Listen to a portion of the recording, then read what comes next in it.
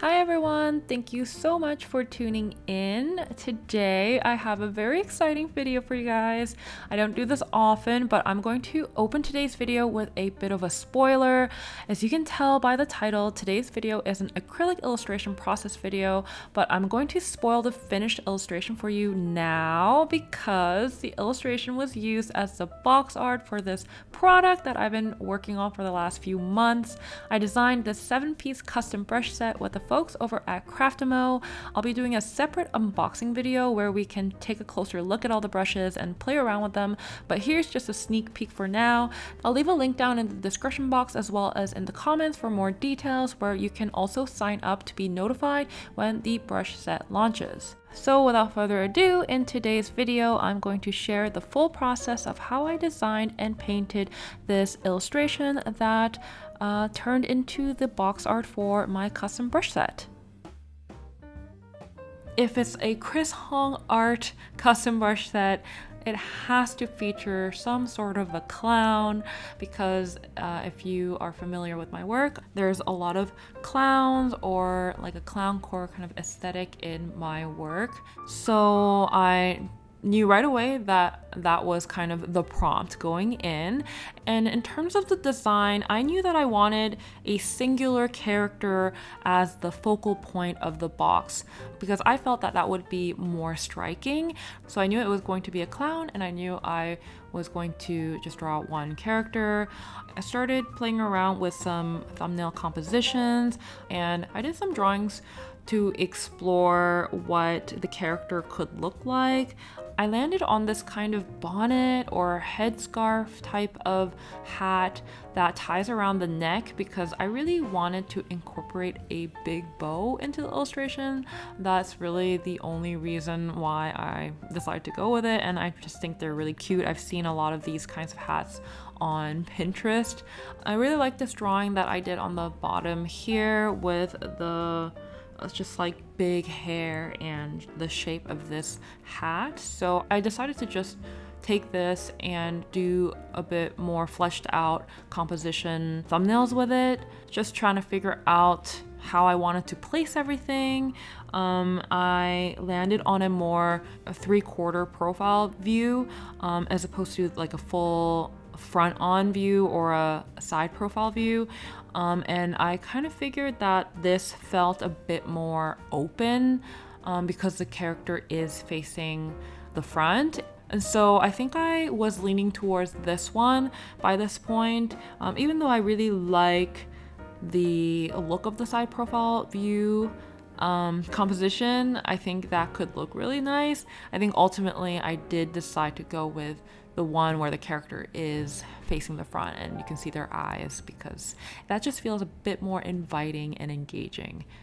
How I kind of arranged the elements in the composition is I knew that there needed to be room for the like graphics, my name, and like describing what the box contains. So once I felt I liked the composition, it was feeling balanced and there would be room for the graphics to go, and I liked how the character looked. I felt ready to move forward and transfer this onto the painting surface to be painted. So instead of doing a final drawing on another piece of paper, because I had done so many iterative composition drawings, I kind of felt ready to just do the final drawing on my painting surface. I used a Prismacolor Color Erase pencil and just drew directly onto the paper. Speaking more about the design, I actually did go in to designing this illustration very much with Alphonse Mucha in mind. I believe when I was coming up with the box art illustration, I had actually just come back from a trip to Italy, and in Italy I stumbled upon an Alphonse Mucha exhibition, and I felt very inspired by seeing many of his drawings and lithographs, and I really felt inspired to incorporate his very iconic sense of movement and rhythm and just the way he draws outlines basically. And I am not an outline based artist, but yeah, I really felt kind of inspired to try to incorporate some of his aesthetic into my illustration for this box art. So going into this illustration, I knew that I was going to be using acrylics. I love how vibrant and bold the colors can be with acrylics because you have the option of going more opaque. I'm able to achieve the kinds of colors that I have envisioned as opposed to watercolors. I knew I wanted the colors to feel really punchy, so I think that's why I am a little bit more mindful of fleshing out the drawing as best as I can, because I knew that with acrylics I'll be applying the paint in a more kind of paint by numbers method, where I basically know what color is going to go where and I just have to apply it basically. So having a drawing that is quite fleshed out is super helpful because it already like outlines exactly where I need to place my colors. So I did a fairly careful drawing for my standards, so I knew exactly what color to place where, and I wouldn't have to invent anything or change anything big mid-painting. Once the drawing was ready to go, I did do a color comp to help decide on the color scheme and do a bit of a test run of the painting.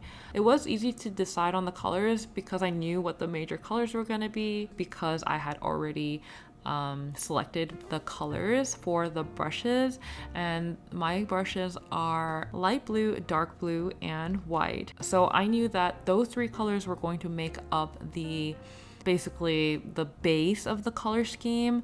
But of course, knowing me, I love all the colors of the rainbow, and I cannot resist but incorporate other colors into the mix as well. So I am going to find a way to sneak other colors in there. Doing the color comp was actually extremely helpful because with painting in acrylics, I basically knew just from the color comp exactly how the colors were going to be laid out in the piece. So it really eliminated a lot of questions while I was painting, because I could just refer to the color comp and knew exactly what kind of colors were going to go where. So doing the color comp showed me what colors I needed to pre-mix in order to make my life so much easier for the actual painting. So I actually take some time to pre-mix some of the bigger pools of paint that I knew I was going to need. So yeah, I would definitely recommend when you're painting acrylics, having the colors pre-mixed is definitely very helpful. So I'm ready to start the painting now, and I started by painting the face first because I knew it would be the most rendered area of the picture. So I am using acrylics again, and I'm diluting it a fair bit at first so that it is similar to using watercolor. I think I was going for kind of a Norman Rockwell kind of vibe with how I paint the face. I wanted the face to have this kind of idyllic, happy vibe like a lot of the people in his illustrations did.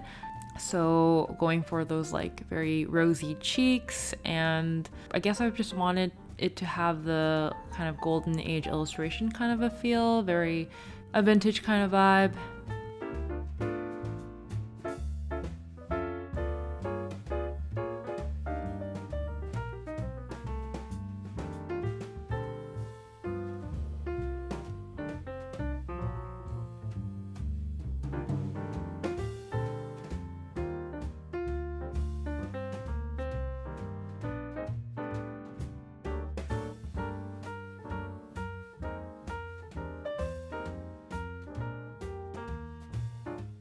I start blocking in the big mass of hair as well. I wanted to keep the opacity of the hair fairly low so that it doesn't have too much visual impact, since I knew that's where the graphic elements would go. So I wanted to start light and kind of translucent and build up the opacity as I go as needed. So I'm trying to be mindful of the distribution of values and contrast throughout the piece.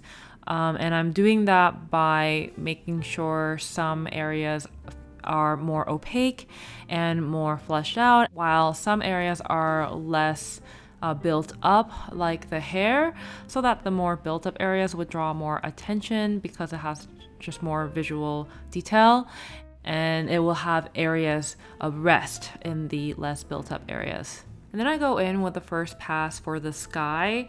I thought I could get away with just one very opaque pass, but it actually wasn't. The mixture I made actually wasn't as like opaque as I thought it would be, and it ended up being a bit patchier than I thought. So did need to go in again with another pass just to even things out and make the color very vibrant and consistent looking. And I think part of the problem was that I was trying to paint around all of the stars and everything.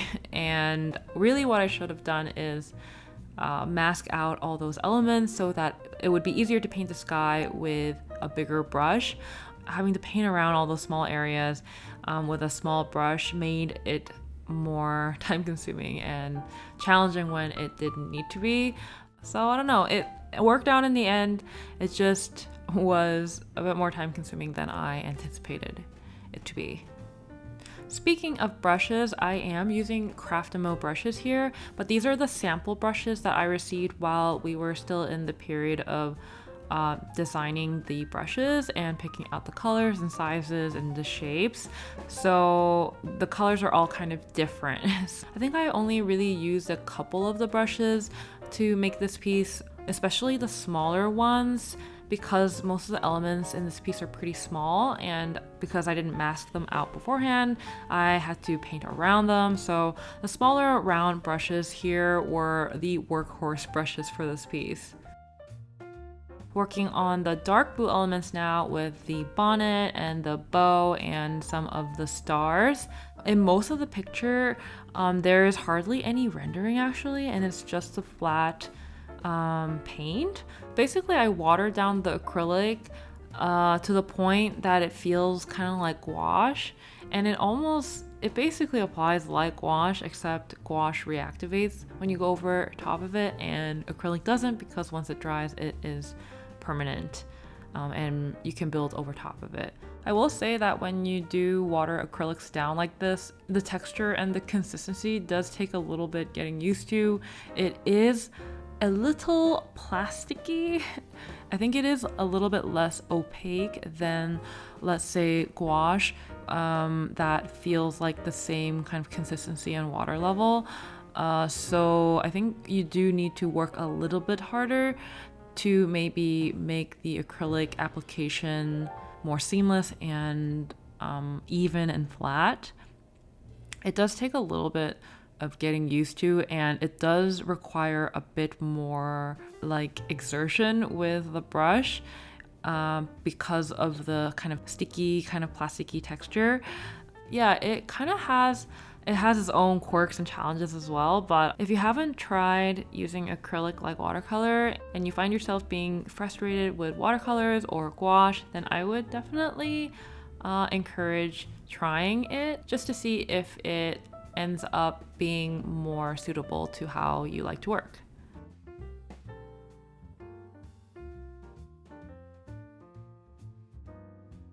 Then once all of the major kind of elements are filled in, I start basically just filling in all the gaps one by one with their respective colors that I had kind of mapped out in the color comp. So now I'm working on the clouds. For the clouds, I really just wanted to treat them very abstractly and kind of turn them into a sort of a pattern. So basically, I'm kind of filling in the cloud with these colored lines, and I'm following the outline of the cloud, like the outer shape of the cloud, and I'm kind of closing in as I create these colored outlines, but I'm varying up the line so it's not all parallel and same. I'm varying up the shapes and the swirls so that it has some more level of interest. within the cloud shape. But yeah, I think aside from the clouds where I had to do a little bit of inventing and kind of making things up on the go, I feel like the rest of the painting was pretty straightforward. There's not a ton to really remark on in terms of the painting process. I really like how the clouds turned out actually. I think it looks really playful.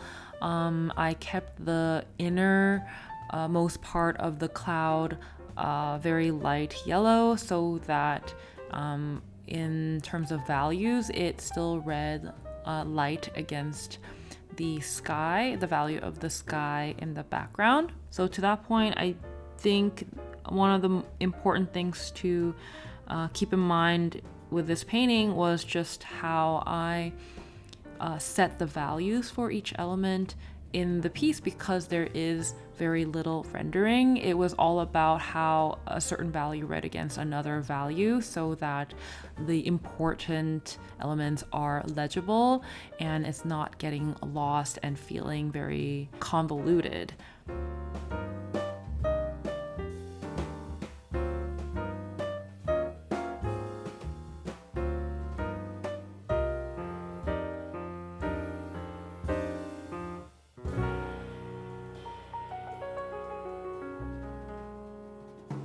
When filling in these lines for the tail of the stars, I tried to vary up where I placed each color so that not each star would have the exact same pattern of tail. But I think I went with the blue for the top most outer line because it is probably the darkest value, and I thought that it made the star tail more legible against the background. Otherwise, I just didn't want the tail to feel lost. I think the blue helped keep the star shape, like the tail shape, together. But I still tried to vary up the inside line colors because I thought that would make things a bit more interesting that way.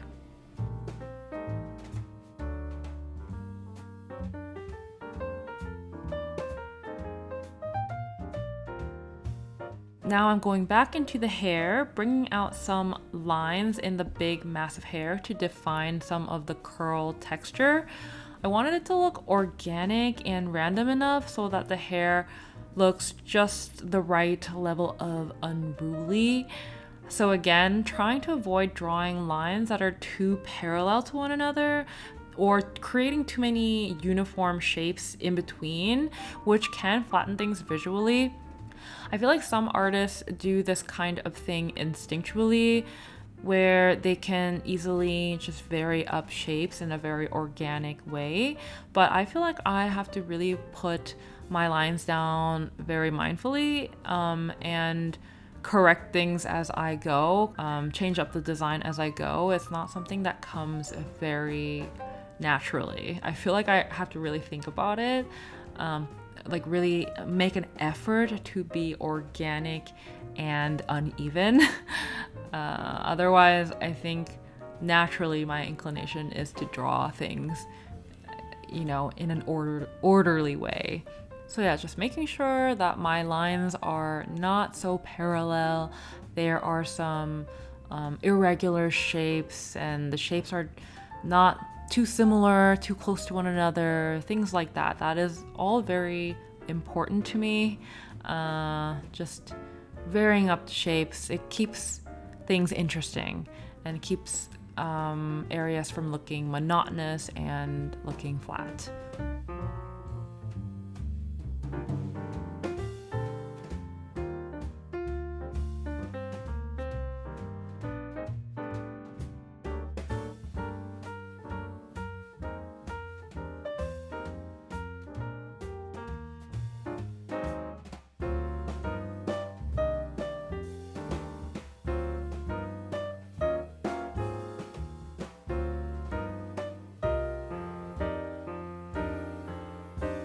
So now I'm going back to the face to finish up the rendering. So the face is really the only area I ran into any kind of trouble in the painting process. I didn't have like major trouble, but I I do think at a certain point I started to go a little bit overboard, and the face felt it just strayed a little bit far from the kind of Norman Rockwell idyllic kind of face that I was after. I think I made the eyes a little bit too contrasty, and that kind of threw off the rest of the face. The eyes just felt a little bit too defined for me, so I worked on the face some more, and I eventually brought it back to a place where I like it. I softened the definition around the eyes so the eyes looked like it fit the face better, and it wasn't as like yassified. I think that was the issue. The eyes just felt a little too graphic and not soft enough to fit the softer rendering of the face. So once I did that, I liked the face a lot more, and I was happy with it to move on. And similarly, I'm going over the hair again to deepen the color and build up the opacity in certain areas.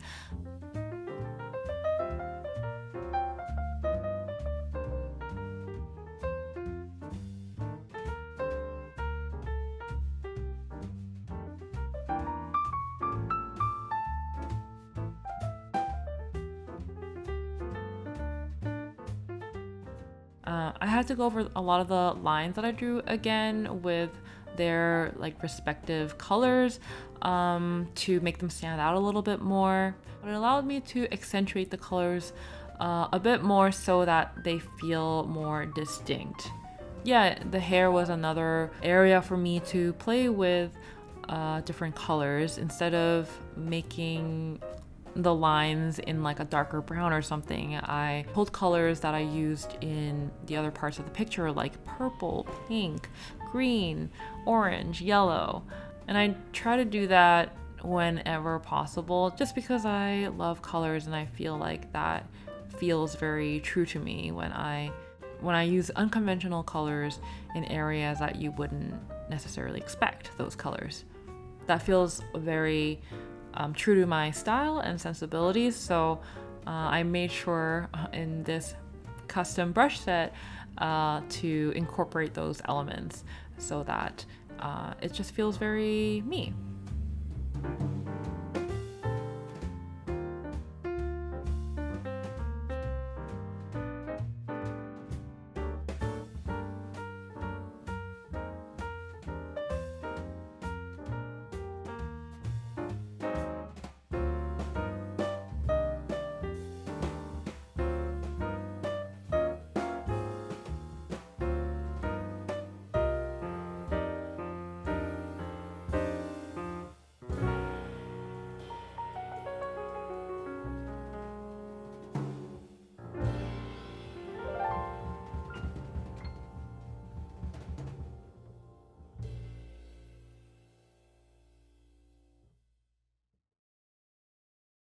So at this point, we are pretty much at the finish line with this piece.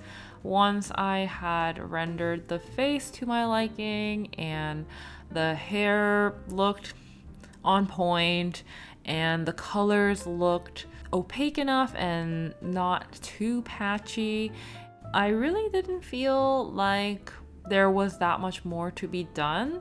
It was actually a very straightforward painting because there are not many elements that are rendered. Only the face, a few little strands of the hair, if even, really, and a little bit of the bow. The bow has a little bit of a rendering effect on it, but for the most part, there is very little rendering in this piece, which I went for that look because I felt like it worked better for a packaging design. It just felt more punchier, and I felt that it would read better from afar. So yeah, I would say that the actual painting part of the illustration was rather straightforward. It was time consuming. It still took me, a few days to just like go in with the paint, apply it, and smooth things out and all that. But it was not one where I really had to wrestle with, which is really such a welcome a welcome thing for me when it comes to illustrations. I love when illustrations actually do go according to plan, and it is so welcome. I wish most illustrations would go this easily, but alas.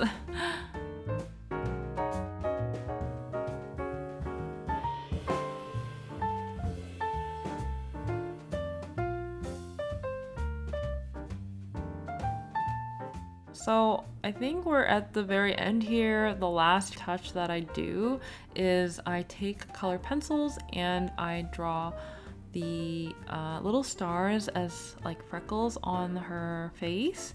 And I use color pencils just because it has a more precise point, and I wasn't totally sure if I wanted to do the stars, so it felt just like easier to go in with the pencils lightly just to see before really committing with the paint.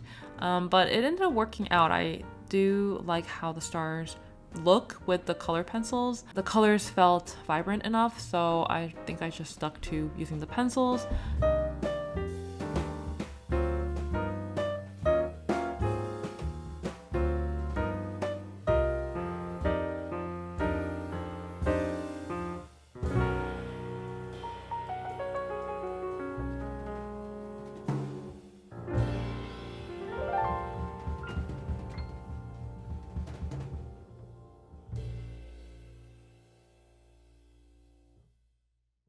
And with those final little details, the piece was finished.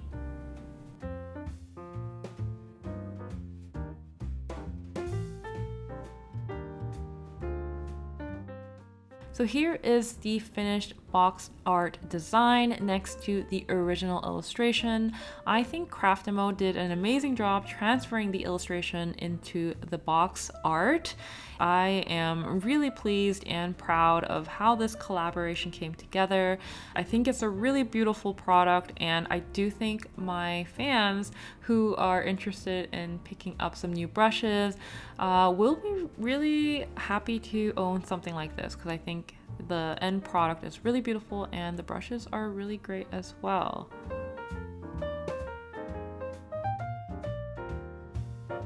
Again, my custom brush set launches on October 19th at noon Eastern Standard Time, and I'll be doing a live stream here on YouTube when it launches. So if you're interested, definitely mark your calendars and come join me and let's hang out together. Stay tuned for the unboxing and demo video coming very soon. And yeah, that is it for today's video. Thank you so much for watching, and I'll see you in the next one. Bye!